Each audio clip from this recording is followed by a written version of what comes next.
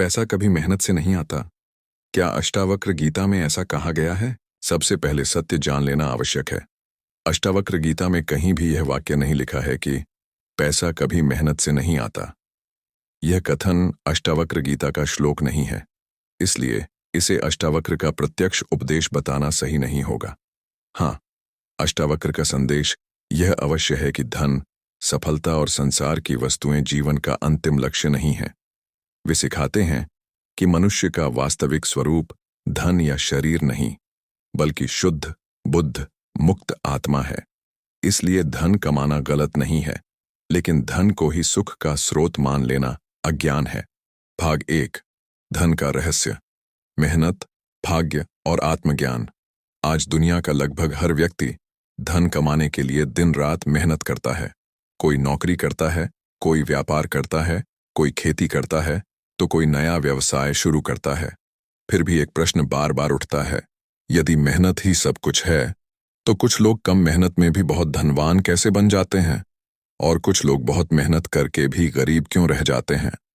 यही प्रश्न कभी राजा जनक के मन में भी उठा था। वे जानते थे कि संसार में अनेक प्रकार के लोग हैं। किसी को बिना अधिक प्रयास के सब कुछ मिल जाता है और कोई जीवन भर संघर्ष करता रहता है। अष्टावक्र इस रहस्य को केवल धन के दृष्टिकोण से नहीं देखते। वे कहते हैं कि जब तक मनुष्य स्वयं को केवल शरीर और मन मानता है, तब तक वह लाभ हानि, सफलता असफलता और धन दौलत में उलझा रहता है। वे कहते हैं कि संसार परिवर्तनशील है। आज धन है, कल नहीं भी हो सकता। आज सम्मान है, कल अपमान भी मिल सकता है। यदि मनुष्य अपनी खुशी इन बाहरी चीजों पर रखेगा, तो उसका मन कभी स्थिर नहीं रहेगा। इसका अर्थ यह नहीं कि मेहनत छोड़ दी जाए, बल्कि इसका अर्थ यह है कि मेहनत करो, लेकिन अपने सुख को केवल धन पर निर्भर मत बनाओ। बहुत से लोग कहते हैं कि पैसा मेहनत से नहीं, किस्मत से आता है। कुछ लोग कहते हैं कि पैसा बुद्धि से आता है। कुछ कहते हैं कि पैसा संबंधों से आता है। यदि गहराई से देखें, तो धन आने में कई कारण मिलकर काम करते हैं। मेहनत, सही ज्ञान, सही निर्णय, अवसर, परिस्थितियां और कुछ हद तक भाग्य। इसीलिए केवल एक कारण को अंतिम सत्य मान लेना उचित नहीं है। अष्टावक्र का मुख्य संदेश इससे भी ऊपर है। वे कहते हैं कि यदि धन आ जाए तो अहंकार मत करो, और यदि धन चला जाए तो दुख में मत डूबो, क्योंकि तुम धन नहीं हो, तुम वह साक्षी हो जो इन सब परिवर्तनों को देख रहा है। आज का मनुष्य सोचता है कि जब मेरे पास करोड़ों रुपये होंगे तब मैं सुखी हो जाऊंगा। लेकिन इतिहास बताता है कि अनेक धनी लोग भी चिंता, भय और असंतोष से भरे रहे हैं। अष्टावक्र कहते हैं कि जिसे अपने आत्मस्वरूप का ज्ञान हो गया, उसके लिए धन साधन है, साध्य नहीं। वह धन का उपयोग करता है, धन उसका मालिक नहीं बनता। इसका अर्थ यह भी नहीं कि गरीबी आध्यात्मिकता है। अष्टावक्र कहीं भी गरीबी का महिमा मंडन नहीं करते। वे केवल यह बताते हैं कि धन से पहले मन की शांति आवश्यक है। यदि मन अशांत है, तो अपार धन भी भीतर की कमी को नहीं भर सकता। सच्ची मेहनत केवल शरीर की मेहनत नहीं होती। सही दिशा में किया गया प्रयास, विवेक, अनुशासन और निरंतर सीखना भी उतना ही आवश्यक है। इसीलिए यह कहना कि पैसा कभी मेहनत से नहीं आता एक अधूरा कथन है। अनेक लोग ईमानदार मेहनत, कौशल और सही अवसरों के माध्यम से समृद्धि प्राप्त करते हैं। अष्टावक्र का संदेश है कि कर्म करते रहो, लेकिन अपने वास्तविक स्वरूप को मत भूलो। संसार में रहो, धन कमाओ, परिवार चलाओ, लेकिन भीतर से स्वतंत्र रहो। अष्टावक्र गीता का उद्देश्य धन कमाने के नियम बताना नहीं, बल्कि मनुष्य को उसके वास्तविक स्वरूप का बोध कराना है। इसलिए यह ध्यान रखना आवश्यक है कि अष्टावक्र गीता में धन, भाग्य और कर्म पर विचार आते हैं, लेकिन यह नहीं कहा गया कि पैसा कभी मेहनत से नहीं आता। यह कथन अष्टावक्र का प्रत्यक्ष वचन नहीं है। अष्टावक्र के अनुसार मनुष्य का सबसे बड़ा बंधन धन की कमी नहीं, बल्कि धन के प्रति आसक्ति है। धन स्वयं न अच्छा है न बुरा, वह केवल एक साधन है। यदि धन का उपयोग धर्म, परिवार और समाज के हित में किया जाए तो वह उपयोगी है। लेकिन यदि मनुष्य धन को ही अपनी पहचान बना ले, तो वही धन बंधन बन जाता है। मनुष्य अक्सर सोचता है कि केवल मेहनत करने से ही सब कुछ मिल जाएगा, दूसरी ओर कुछ लोग सब कुछ भाग्य पर छोड़ देते हैं। अष्टावक्र इन दोनों अतियों से ऊपर उठने की शिक्षा देते हैं।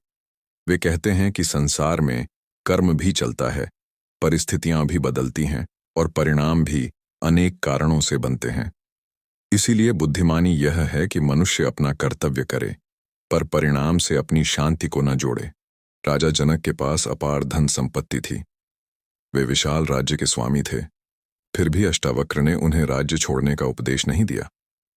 उन्होंने जनक को यह सिखाया कि राज्य चलाओ, लेकिन भीतर से उसके स्वामी बनने का अहंकार मत पालो। यही वैराग्य है। वैराग्य का अर्थ संसार से भाग जाना नहीं है। वैराग्य का अर्थ है संसार में रहते हुए भी भीतर से स्वतंत्र रहना। यदि धन आ जाए तो प्रसन्नता में अहंकार न हो, और यदि धन चला जाए तो जीवन व्यर्थ न लगे। अष्टावक्र का संदेश है कि जब तक मनुष्य स्वयं को केवल शरीर मानता है, तब तक वह कहता रहेगा, मैं अमीर हूं, मैं गरीब हूं, मैं सफल हूं, मैं असफल हूं। लेकिन जब आत्मज्ञान होता है, तब वह समझता है कि ये सभी अवस्थाएं बदलने वाली हैं, जबकि उसका वास्तविक स्वरूप शाश्वत है। धन का संबंध कर्म से अवश्य है। जो व्यक्ति परिश्रम करता है, सीखता है, सही निर्णय लेता है और अवसरों का उपयोग करता है, उसके सफल होने की संभावना बढ़ती है।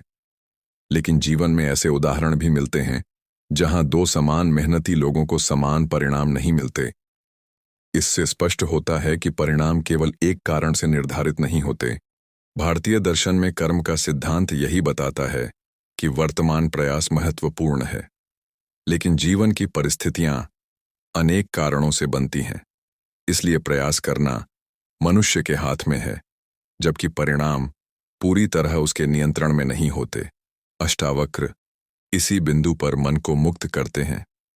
वे कहते हैं कि यदि तुम्हारा मन परिणामों से बंधा रहेगा, तो सफलता में भी भय रहेगा और असफलता में भी दुख रहेगा। लेकिन यदि मन स्वतंत्र होगा, तो तुम पूरे उत्साह से कर्म करोगे और परिणाम चाहे जैसा हो, भीतर की शांति बनी रहेगी। आज बहुत से लोग धन कमाने की दौड़ में अपने स्वास्थ्य, परिवार और मानसिक शांति को खो देते हैं। वे सोचते हैं कि जब पर्याप्त पैसा आ जाएगा, तब जीवन का आनंद लेंगे। लेकिन समय निकल जाता है और संतोष नहीं आता। अष्टावक्र इसी भ्रम को तोड़ते हैं। वे बताते हैं कि संतोष भविष्य की किसी घटना से नहीं, बल्कि वर्तमान की जागरूकता से उत्पन्न होता है। इसका अर्थ यह नहीं कि महत्वाकांक्षा छोड़ दी जाए, बल्कि यह है कि महत्वाकांक्षा के साथ विवेक भी हो। धन कमाओ, लेकिन धन के लिए अपने चरित्र, सत्य और करुणा का त्याग मत करो। राजा जनक इसका श्रेष्ठ उदाहरण है। वे राजा भी थे और ज्ञानी भी।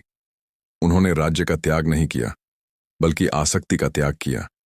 यही कारण है कि उन्हें विदेह जनक कहा गया, अर्थात शरीर और बाहरी पहचान से परे स्थित ज्ञानी।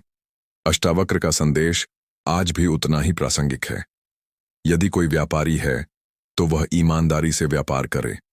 यदि कोई किसान है तो पूरी निष्ठा से खेती करे।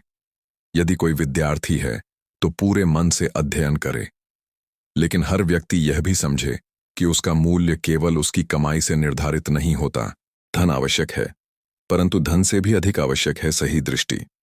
सही दृष्टि के बिना धन चिंता बन सकता है, और सही दृष्टि के साथ सीमित साधनों में भी जीवन सार्थक हो सकता है।